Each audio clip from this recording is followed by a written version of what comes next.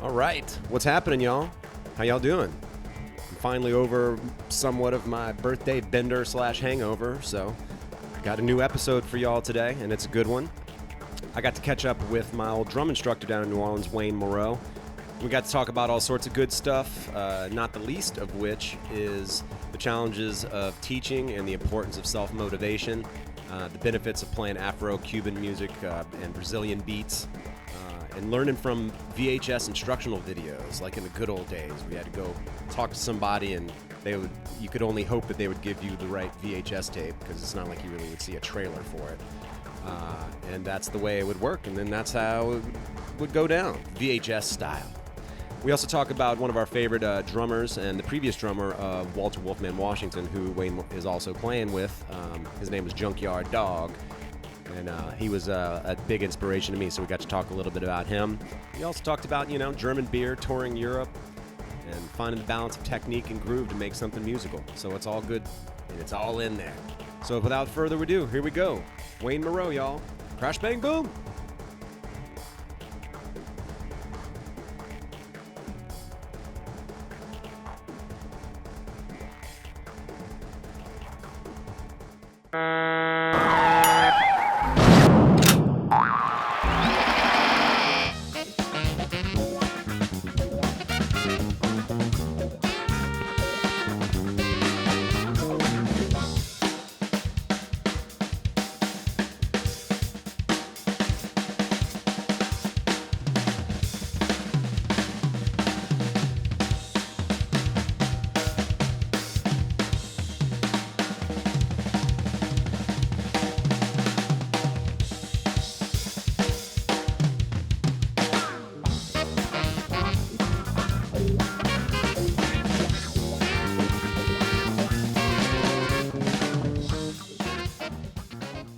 Well, I'm here with my old drum instructor, which is cool. It's going to be nostalgic. Wayne Maureau here. Thanks for catching up with me, Wayne. Sure, man. Happy to be here. Absolutely. So you just got back. Thanks again for showing up. I know that you just got back in town yesterday. Yep, last night. Flew in last night. And y'all were you were out there with Walter Wolfman Washington? Walter Wolfman Washington and the Roadmasters, doing a few hits in Europe. Nice. Y'all were out there for 2 weeks? Yeah, a couple of weeks. Some festivals, some club dates. What countries? Well, we started the tour in Belgium, and then we went up to Amsterdam. We were there for a little bit. Then we went down into northern Germany and played a festival there. Then we went down to southern Germany and played 3 club dates. Okay. And then we went back up to Holland, and we ended the tour with the Holland Blues Fest. Cool. Yeah, it was nice. Have you been out there before with Walter Wolfman, or any other tours to Europe? Yeah, I've been touring to Europe for about maybe, it goes back a while, but with Walter for the past 8 years or so. Oh, wow. We've been going over there, not super frequently, but, it's hot and cold. Some years we only go once or twice, but like 2013, 2014, we were going over there quite a bit. Really? Yeah, we did 3 weeks in a November one time where we hit Czech Republic, Poland, France, Germany, Switzerland, Belgium. Then other times we did, one time we did like a 10-day tour just in Switzerland. Wow. Other times it was, a week in Germany, or we've even done things where we've just flown over and done like a festival in France, and then maybe another one in Belgium, and then flew home. Wow. So some of them are long, some of them are short, but we get over there a decent amount. Nice. Of the places that y'all stopped on this past one, what were some of your favorite places that you played, and or just was it a better, good reception? The Holland Blues Festival, the last gig was just incredible. It's really? A huge festival, a lot of people, and totally top-notch backline equipment, sound gear.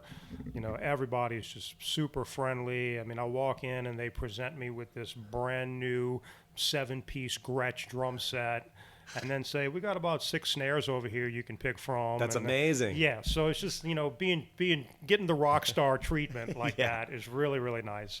The club dates in southern Germany were nice. They're smaller clubs, so it was a little more intimate of a setting. Right. So we got a little more connection with the people in a smaller venue. And the promoter for that was just a great guy. We just hung out with him every night, and it was a lot of fun. Yeah. A couple of the other festivals were more medium-sized festivals, but still, all in all, performing in Europe is fantastic. The people are very appreciative of the music and love the musicians and just treat us so nice. And everybody's very helpful, and it's a really nice experience. In Germany, when I went out there, I guess growing up down here, I've always drank like light beer. So then when I go there, you're not really going to find like light beer so much. No, you don't really find any beer over there that's like American beer. As a matter of fact, it's from going over there so much, I don't drink American beer anymore. Really? I can't. It turned you into a real beer drinker. It turned me into a real beer drinker. So I'll drink. I like the Stella from Belgium. Yeah. I like some of the German beers. I can't think of the names right now. The one we were drinking a lot of on this tour was called Rothaus, which is basically stands for means red house. Yeah. But great beer. Yeah. One of the festivals we played was Grolsch Festival, and Grolsch was a really nice beer. That one was a little lighter than the other ones, but yeah, the European beers, just in my opinion, are far superior than some of the American beers. I hear you. Speaking of Walter Wolfman Washington, quite a character. I've been seeing him play forever. I have a pretty funny story about him. I was working the door at a club, and he showed up without his guitar. Dude showed up to the gig, and he was like, I don't have my guitar. Okay, well, that's a new one. I mean, there's a lot of colorful stories about Walter, but I haven't heard the one about forgetting the guitar. Yeah, it was a gig on the North Shore. For those of you that don't know where that is, it's about an hour north of here or so. So it wasn't like he was going to turn around, go back to his house and get his guitar. Right. So somebody that I knew had a nice, like, older hollow body, and they went at their house and grabbed it so he would have a guitar to play. Okay, yeah, well, that's cool. That's a good one. How Walter's getting up there, man. Walter is getting up there, and actually this is now a good time to ask, because we just did a 30th anniversary show of the Roadmasters, his band that he started in 1987. Wow. And we just had a 30th anniversary show, and we had horn players flying in from as far away as Vegas, and it was really nice. We did it at Tipitina's. So we had a nice big band. I think we had 5 horns and full rhythm section and all kinds of people sitting in, and it was a fantastic show. And then last December, and we've been doing this every year since he turned 70. Yeah. We do a big birthday celebration for Walter at the Maple Leaf. Yeah. And I believe, if I'm correct, he made 73 this year. Wow. If I'm correct about that. Yeah. Yeah. That's incredible. Yeah. You and I have spoken about it before. I used to go see Walter back in the day as well, oftentimes at the Maple Leaf, and his drummer at the time, Junkyard Dog. What was his real name? His name was Wilbert Arnold. Wilbert. You know what's so funny? I thought it was Wilbur or something like that, and I was like, that's such a crazy country name. I wonder if I actually got it right. Yeah. Wilbert Arnold, a.k.a. Junkyard Dog. Junkyard Dog, yeah. What a great player.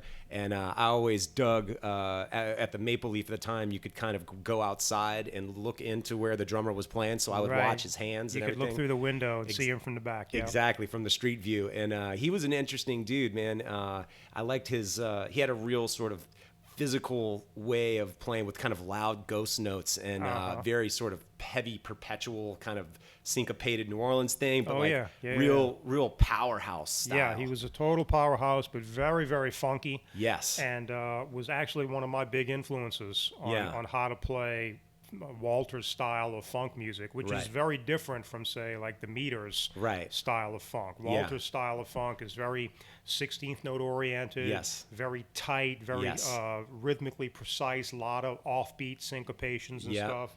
Whereas the Meters thing is that whole laid back, kind of loosey-goosey New Orleans thing. Right. So it's like 2 totally different approaches to New Orleans funk music. Right. Which is really interesting, I think. I hear, yeah, I think from my perception and watching you play with Walter and seeing Walter throughout the years, it definitely has something of, at a time, sort of like I would almost describe it as almost like a jazzy slash like big band almost style thing with totally. the accents and the turnarounds and that stuff. Which is and Walter's one of those guys who, I mean, he gets called a blues artist a lot, but his music is not really just blues. It has elements of blues, but it also has funk and jazz in there. And I mean, there's even a couple R&B of stuff, R&B, definitely a lot of R&B and soul influence. So he's one of those artists where he's covering a lot of musical territory with what he does. And that's why it's so much fun to be in that band, because the material and the way he structures the material is so much fun to play, especially from a drummer's point of view. Oh, absolutely. Because, I mean, we'll be slamming down some funk tune, and all of a sudden it goes into like a bebop swing thing for a little while, and then it comes back, or so there's all kinds of little twists and turns, or a lot of little rhythmic stops and things that are very, very fun from a drummer's perspective. Absolutely, man. Did you get a chance when you joined the band to speak to Wilbert at all? He was an interesting individual, and when I was young and I used to go see the band, I tried talking to him a few times, but the conversations were not very successful. And we'll just leave it at that. But so what I did was I just learned through watching and listening. And picking up on what he did and how we did it and what his whole concept and approach to the music was, rather than trying to talk to him about it. Right. Because he didn't really have the mindset of someone who was going to teach you anything. Yeah, exactly. But there was a lot to be learned just from watching. You just had to watch from watching and listening. You know? Yeah. It's funny. And when I interviewed Stanton Moore, we talked a little bit about Russell Baptiste, who also kind of at times I've seen have a sort of similar sort of like, I always just called it like kind of street funk, nasty street funk, heavy-handed power sort of street funk thing. Absolutely. I don't know how else to describe it, but it seems accurate enough. It's pretty good. But yeah, Junkyard Dog definitely had that. But that's what he said. He said you can ask Russell things, but Russell isn't going to necessarily know to tell you what he's doing. It's not. He just does. He just does. So you're better off just watching. Yeah, it's very similar thing. Trying to get Russell to explain something to you is not going to really pan out either. You know. But the best thing to do with guys like that, because they do have something to say. Right. And just because they may not know how to explain it in musical terms or even in drumming terms, that doesn't make it any less valid. So, that's why when you're a young guy coming up, you got to figure out a way to absorb the stuff yourself. You can't depend on people to sit you down and explain it all out to you. Right. You gotta just absorb it.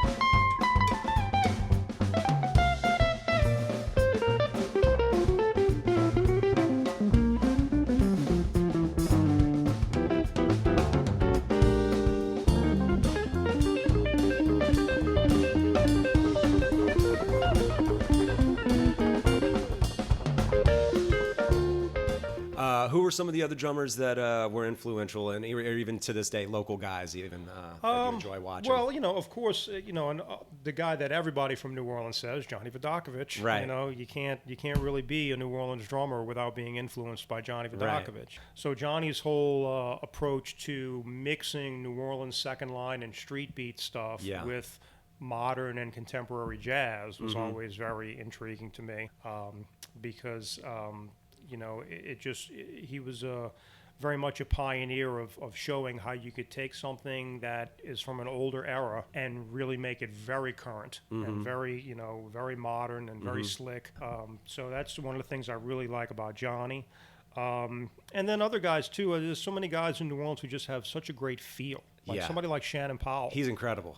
Yeah, I mean, he's not a super technical player or anything like that, and it's probably another one of these guys who couldn't tell you what he's doing. Right. But he has such a good feel and a good pocket and a good groove that you have to respect that, and you have, and I aspire to try to play with that kind of a feel. Yeah. Even though my approach is different than his, it's still having that. It's that intangible element. It's like this guy doesn't even know that he's doing this, and yet he's doing it. Exactly. You know? Yeah.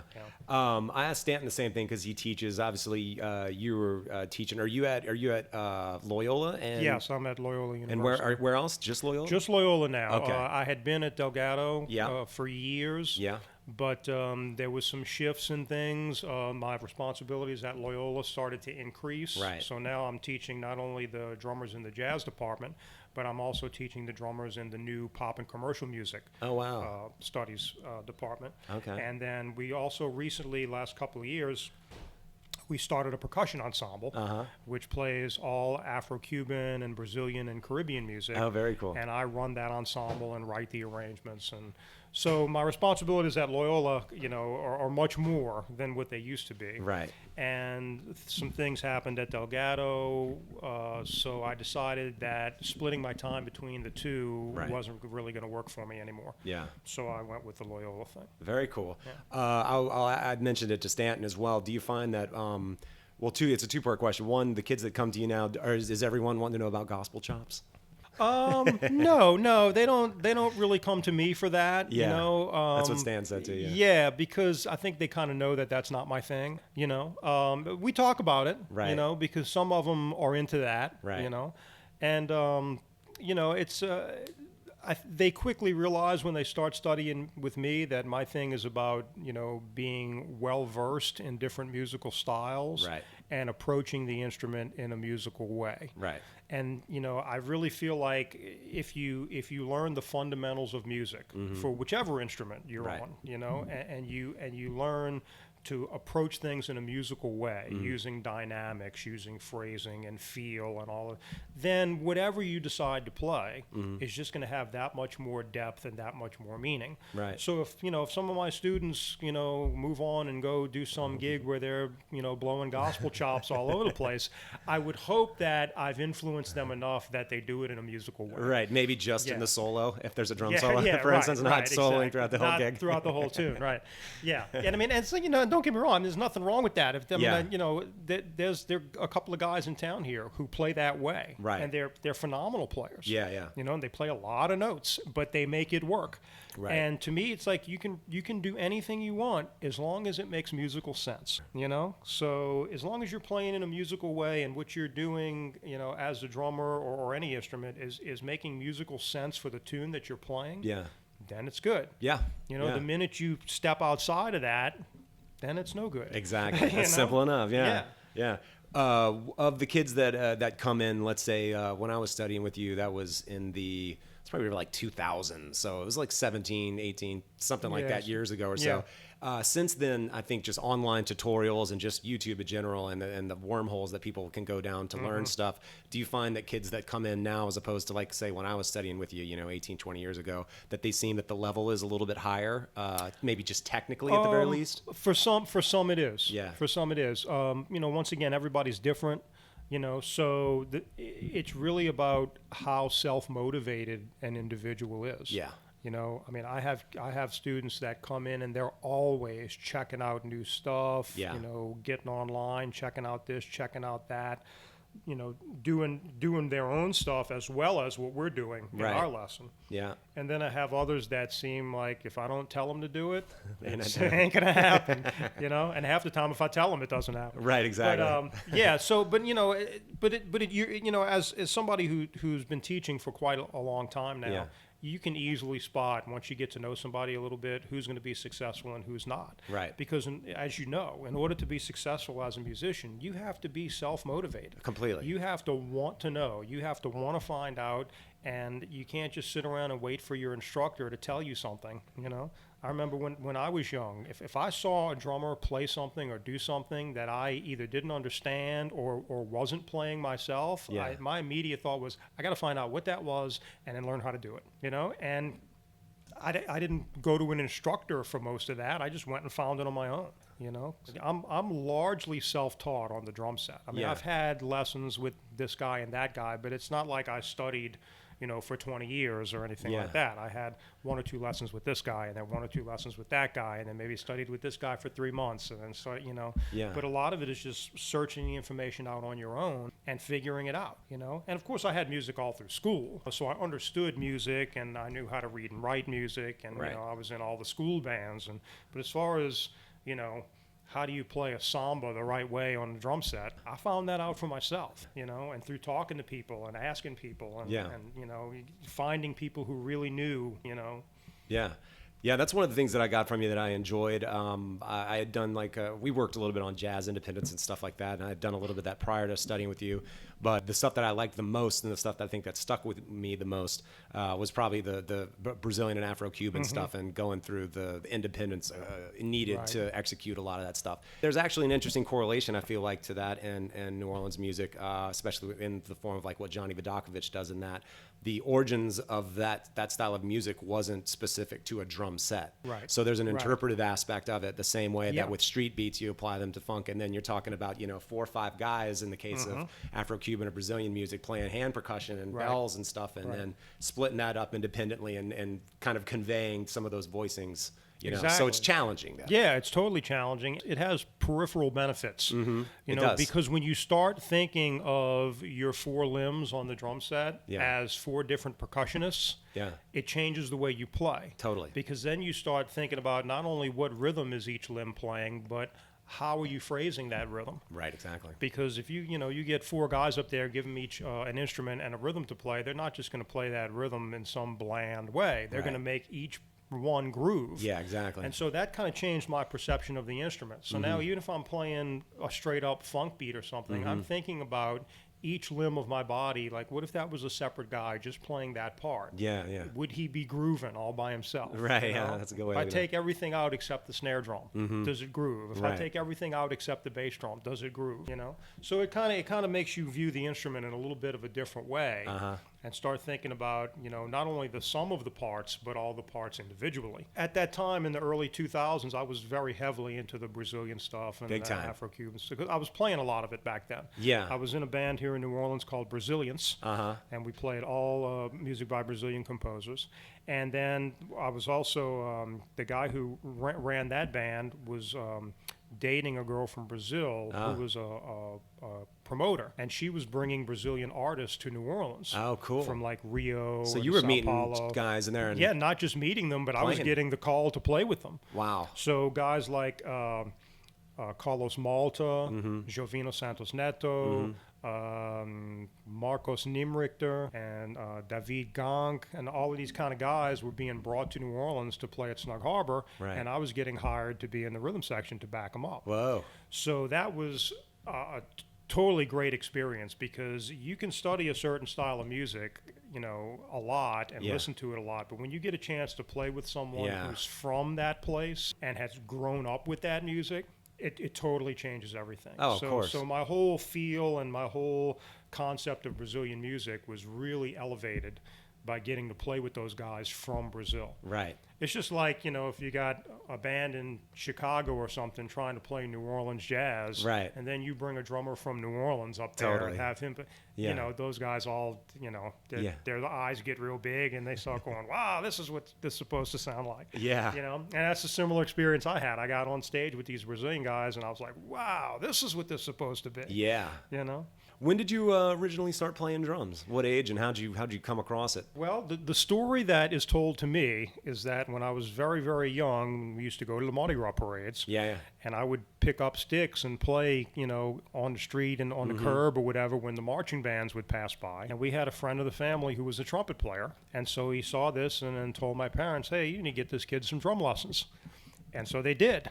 And so I took some lessons just on snare drum, just learning rudiments and learning basic reading and stuff from a guy named Frank Tartaglia, who used to work for Whirlines. Oh, yeah. Remember Whirlines music? Absolutely. Well, that was back when Whirlines was like the Huge. big, major, huge. Yeah, it's like 3 they stories. They had all kinds of instructors. So I was taking snare drum lessons from this guy, Frank interesting. Tartaglia. And then I had a little drum set at my house, and I would play along with whatever records and stuff I could find around the house. I would just put them on and just play a line. I didn't know what I was doing at the time. And then, but it really kicked in when I got to high school. Yeah. You know, when I got to high school, I was encouraged by my parents to join the band program. Okay. And that's when I really started getting into it. And you know, and at the same time, I had a cousin who was 3 years older than me, and he started hipping me to different music. Like, hey man, check out this band. Hey, have you heard this? Have you heard that? So that's how I started getting into a lot of the rock bands at the time, fusion bands of the time, because I was into rock and fusion way before I ever knew what jazz and Latin music was. Right, right. And then, so as I went through high school, I played in the marching band, the concert bands. We had a little stage band. I started learning how to read and interpret drum set charts, you know. And those, of course, were also the days of the DCI instructional videotape. Oh, I remember. those? In fact, I bought some of mine from Werlines, where we were just talking about. I used to go there and talk to those guys, and you would ask them, hey, man, I'm kind of thinking about trying to do this. And then they would suggest, you know what, I think this might be the video, the VHS tape you got to buy. Right. Which is hilarious. You know, once again, going back to that time and then flash forward to now, where you can just have immediate access to the stuff. Right, it's on Before your you phone. literally had to like go find somebody who might know something about this and then Yeah. suggest which one would be the one that'd be the best for you. I know. It's bizarre. What were some of the early instructional videos you got? Because I know which ones I got. Oh, let's see. Everybody always started with Dave Weckl. I feel like that was like I did have that one. I also had some Steve Smith. I had some Steve Gadd, of course. Dennis Chambers. Yeah, I had the Dennis Chambers ones. And then I also had a really good one by Steve Houghton. Oh, I don't know that one. Yeah, it's all about chart reading. Oh, interesting. So he takes you through all these different styles of charts, and he explains how to interpret and how to decide what you should play, what you shouldn't play. Wow. You know, all this. I've even had little seminars for my students where I play that video for them. That's how good it is, because it really shows you a very methodical way to look at a chart and quickly assess, okay, this is what I need to do as a drummer. You know? So that's a great one. I can't remember which. I had a whole I still got them somewhere. It's a whole stack of them. Yeah. At one point, I was, because I work in television, there was a converter, you know, a VHS to like DVD converter or whatever that they had. So I brought them in, and now I have DVDs. And then at some point, I ripped the DVDs, so now I have the files. Right. And then I can just play those on my desktop or whatever. You know, it's interesting, man. Speaking of one of the VHS tapes that really I think is probably the most influential for me. It's an interesting one, and it kind of ties back to some of your playing, I feel like, with Walter, is that the David Garibaldi one, Tower of Groove, I think it was. Yeah. He does so much Latin influence stuff, even in his funk stuff, and like the Tower of Power stuff is killer, and he breaks down those grooves. And he does a lot of weird linear stuff. And it's funny, after I'd kind of done a lot of the afro-cuban and Brazilian stuff with you, I was like, well, I have that stuff kind of in the wheelhouse. I don't know when I'm going to use it or what I'm going to do with it. That video was actually one that sort of bridged a lot of those ideas together. And I hadn't really thought about it or made the connection until that point. But were you a fan of David Garibaldi? Oh, of course. Yeah. The Tower of Power stuff's insane. Yeah. Do you feel like there's some of those influences with Walter? Yeah, definitely. Tower of Power stuff? Definitely. Because, like I said earlier, Walter's music covers so much ground that I feel like almost everything that's influenced me is usable on that gig. I mean, I do a lot of ghost note stuff, and so there's definitely some of that. And we do have a lot of very tight rhythmic horn arrangements. Yeah, you know, so it does have a lot of Tower of Power-esque kind of stuff in there that I get to play in that way quite a bit.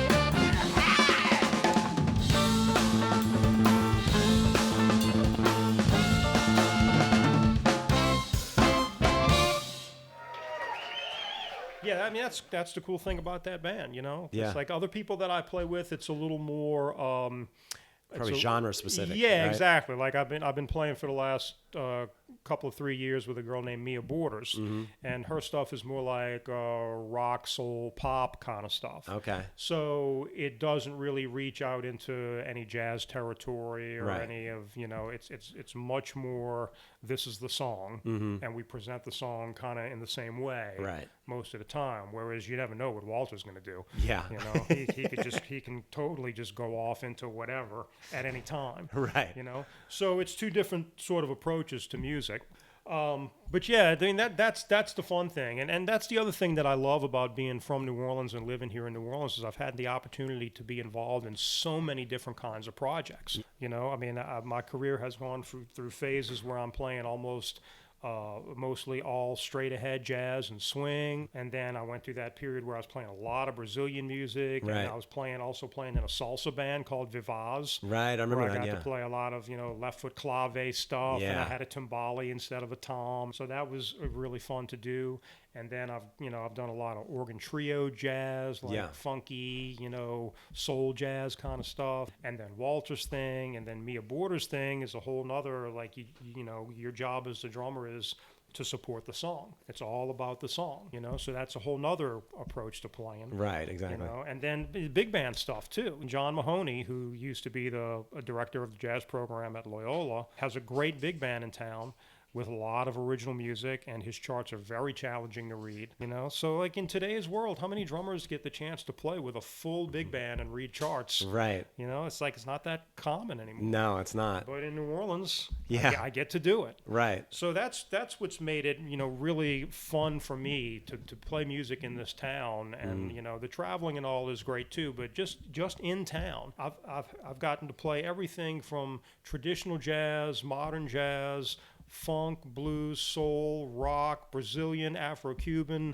and any mixtures thereof. And there's very few places where you get to do that. Right.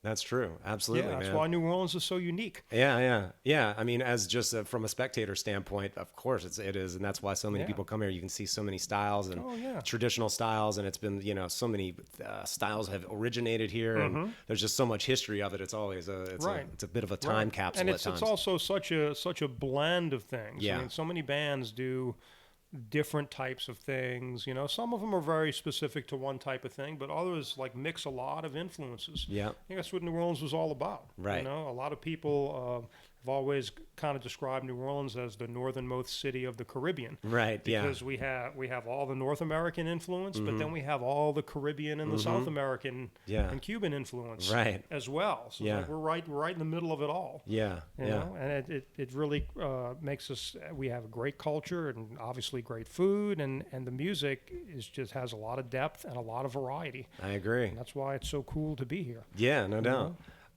Question about the going back to the originally just from what you were studying. I guess if you were doing more rudimentally based stuff in like marching band and stuff like that, did you then find getting into jazz was a little hard at first because you kind of have to soften some of those sort of rigid practices that is part of the sort of militant, drumming. Right. Yeah, I mean, all my years in high school and then in college of doing the marching band thing, it's obviously a completely different approach than playing the drum set. Yeah. So yeah, I mean, I had to do a lot of loosening up and changing my approach and learning to play with more dynamics and. And also just not so rhythmically strict, because when you're playing on a snare drum line with 6, 7, 8 other guys, it's got to be in sync. It's got to be perfect. So otherwise, it sounds like a sloppy mess. Right. And then when you start playing the drum set, you got to realize that perfection doesn't feel that good. Right. So how do I play to where it's still kind of perfect, but it's imperfect enough that it feels good and has that human feeling to it. Yeah. And that's a little hard to do when you've spent, 6, 8 years training, get it perfect. Right. All the time. So yeah, it took a little loosening up, but listening to some guys who have that natural feel and are less schooled, like people like Shannon Powell, that helps because you can go and say, oh man, this is just very organic and very natural feeling. How do I move what I do more in that direction?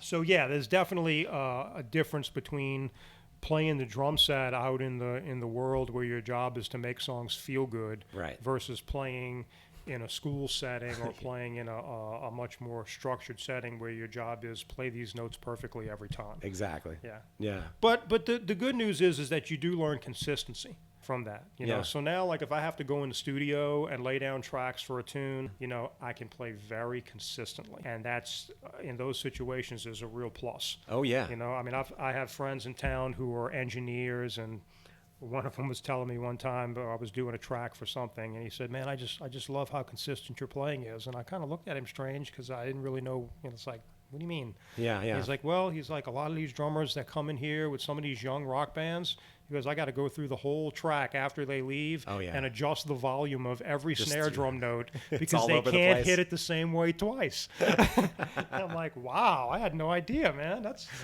terrible. So you know, it's almost like you have to have this balance of consistency with enough inconsistency that it has the right feel and the humanity in there, but it's still consistent enough that your ear doesn't really notice that there's differences. Yeah. But those differences have to be there. It's very contradictory when you say it. Right. And it's a hard balance to actually enact, but it's part of the process. Yeah, totally. Yeah. Totally. That's interesting, man. Well, I guess going forward, what do you have coming up this summer in particular? Well, you're excited about? We have the Loyala Jazz Camp. Is that just a camp for? It's a camp for high school kids. Oh, and they come and they get lessons, and we do ensembles, and the faculty performs for them, and we do seminars and things. And that's cool. How long does it last? It's a 4-day camp. Wow. I will only be there for 2 days because I leave on Wednesday to go back out on tour again. Where are you going? We're going up to Tennessee, Ohio, and then there's a big festival in Henderson, Kentucky. Oh, interesting. Yeah. So I got to go out for that, and then after that I'll be home for a little while, and then I'm actually taking a week off. I'm taking a little vacation, taking my wife and daughter. Imagine that. Yeah, taking a little week off for vacation, and then when I get back from that, I got to go to Montana. Okay. For a festival over there. Have you been to Montana before? I don't recall. I probably have. It's an interesting state. Oh, they don't have much in the way of speed limits, so you can drive fucking super fast. Excellent. Well, we just came from the Autobahn in Germany, so Nice. I'm a little bit familiar with that already. Well, that's good. Yeah. Yeah. Yeah, so, you know, it's just, I mean, right now, mostly what's going on, I mean, I don't really know exactly what else is happening later this summer, but right now, you know, mostly what I'm doing is playing and touring with Wolfman Washington, playing and touring with Mia Borders and her band. Yeah. I've been doing some other blues gigs, some other jazz gigs, you know, just like pickup gigs here or there. And I'm also have a Brazilian jazz group of my own that I've been booking a little bit. We played Snug Harbor end of last month. Cool. And we have another date coming up in July. Just doing Brazilian jazz, you know, like anything like Hermeto Pascoal, Tom Jobim, João Donato, just João Bosco, all this kind of, you know, music by Brazilian composers. Right. And a couple of originals that I wrote, plus some arrangements. So one of the things I like to do is take tunes that I'm already familiar with, like jazz standards or tunes like that, and sometimes I'll hear them in a different way. So I'll rearrange them with a different feel, or maybe put them in a different time signature, or and so that's a lot of fun. Like I took an arrangement, I wrote an arrangement on Wayne Shorter's Mahjong, which was originally a swing tune. Yeah. And I turned it into a Brazilian maracatu groove. Really? Which is a very syncopated Brazilian feel. Oh, interesting. So it's like the melody's the same, but nothing much else is the same about the tune. So when people hear it, they go, hey, that sounds kind of familiar. What is that? Yeah. You know, so I have a lot of fun doing that kind of thing. Cool. And then I've also been working on some music for another project that's a little more of a funky groove-oriented thing that is going to involve some New Orleans feels and, you know, mixing up some different time signatures. And, you know, I like to kind of see how far I can stretch the boundaries. You know, so like one of the tunes I'm working on is second line, but it's in 7. Oh, weird. Yeah. Yeah. And, so things like that. I like to see, like, what happens if we take this thing that has traditionally been like this all the time, exactly. and what happens if I, mess with it and change it into that, Right. Yeah. And sometimes you get interesting results, and sometimes I say to myself, nope, that didn't work. Yeah. But, it's the trial and error is part of the process. Exactly. That's how you find the good stuff. Exactly.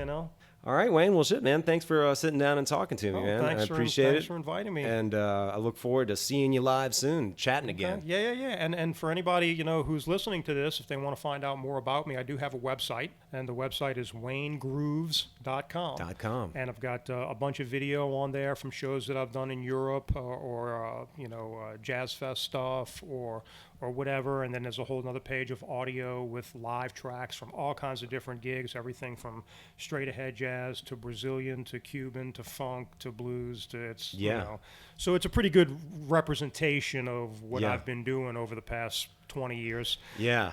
So anybody who's interested can check that out at waynegrooves.com. Sounds good. Thanks, Wayne. Thank you, Jody. All right, everybody. Thanks for tuning in. That's another one in the books. Thanks to Wayne for hanging. That was a good time and a good chat. And if Walter Wolfman Washington comes through your town, go check him out. Wayne's a killer drummer, and that's a really fun band. They get funky and a little jazzy. They do it all. It's good stuff. And if you want to check out any other Wayne Maureau projects, check out waynegrooves.com. You can find him there. All right, y'all. Until the next one, here we go. Crash, bang, boom.